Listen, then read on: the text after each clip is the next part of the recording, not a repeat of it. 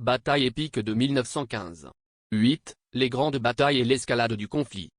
À partir de 1915, la Première Guerre mondiale connaît une intensification dramatique des combats, avec de grandes batailles qui marquent l'histoire par leur ampleur et leur brutalité.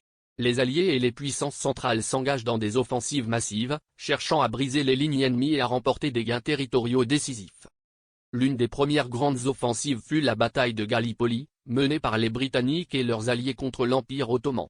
De février à décembre 1915, les forces alliées tentent de s'emparer du détroit des Dardanelles pour ouvrir une voie vers Constantinople. Malgré la supériorité technique et numérique, les conditions difficiles et la résistance ottomane entraînent des pertes immenses, et l'opération se solde par un échec pour les Alliés. En France et en Belgique, la guerre s'enlise dans une guerre d'usure constante. La bataille de Verdun, de février à décembre 1916, devient un symbole de l'horreur et de la résistance. L'armée allemande tente de saigner l'armée française à blanc, mais les défenseurs, sous le commandement du général Pétain, tiennent bon malgré des conditions épouvantables. Les pertes humaines sont colossales, plus de 700 000 morts et blessés combinés.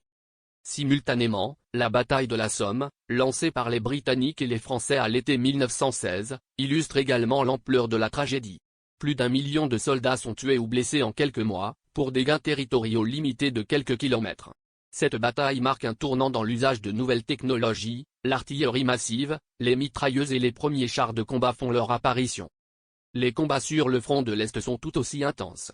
La Russie, moins industrialisée mais numériquement supérieure, lutte contre les forces allemandes et austro-hongroises. La bataille de Tannenberg en 1914, bien que précédente, reste un exemple de la puissance stratégique allemande. Plus tard, les offensives russes se heurtent à des problèmes logistiques et au manque de ressources, accentuant la pression sur les Alliés. Ces grandes batailles illustrent la difficulté de rompre le front ennemi et montrent que la guerre devient un conflit mondial, impliquant des millions d'hommes et mobilisant toutes les ressources des nations. L'ampleur et la brutalité de ces combats façonnent la mémoire collective et témoignent de l'extrême violence du conflit, qui dépasse toute imagination des générations précédentes.